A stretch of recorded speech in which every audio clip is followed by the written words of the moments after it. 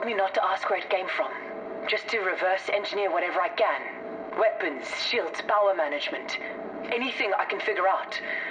It's like giving a rocket to a Neanderthal and expecting them to fix it. I mean, where do I even start? At least they're paying me well. That's something.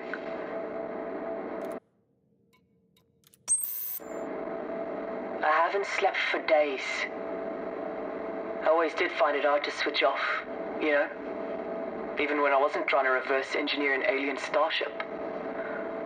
I've made a small amount of progress, but it's always 2 steps forward, 3 steps back. The guys in charge are getting impatient, but what did they expect?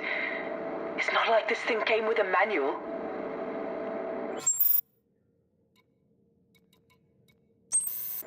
I finally made some progress with the drive technology, which is just as well, since I was running out of options. Thargoid drive tech differs radically from our own. Rather than shift space around the ship, it appears to create this stable wormhole for the ship to travel through. It sounds crazy, but the maths don't lie. And if my calculations are right, I might even be able to replicate it. I want to get a prototype up and running as soon as possible. Something tells me the bigwigs are about to step in. I've seen this all before. You get hired by a big company, and once you've gone and done the hard work, they swoop in and take all the glory. Well, I'm not going to let that happen. I want to be credited with creating the first hybrid drive.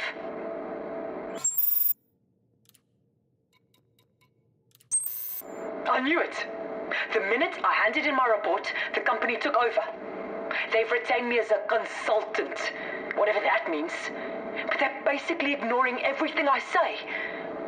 They've made some modifications to my prototype, but it was a bit of a rush job.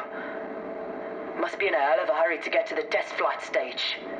I told them it was too soon, that we needed more tests. But once again, I got stonewalled. Granted, the wormhole is stable. But we have no idea what will happen when you send a human being through it.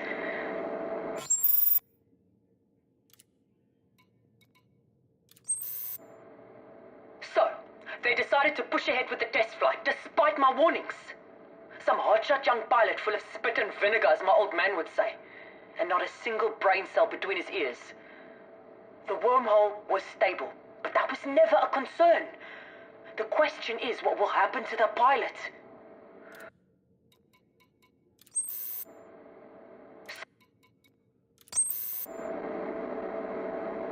The ship didn't reappear for almost an hour. When it did, it just drifted, lifelessly. The pilot didn't respond to our hails. We recovered the vessel and pulled open the cockpit. What I saw in there will stay with me for the rest of my life. The pilot looked like he'd been turned inside out.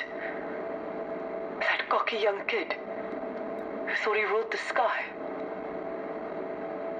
I have to say, my sympathy didn't last long when I found out they're going to pin it on me. They've cancelled the project and launched an investigation. That's just window dressing. There's no doubt in my mind they'll carry on testing in secret.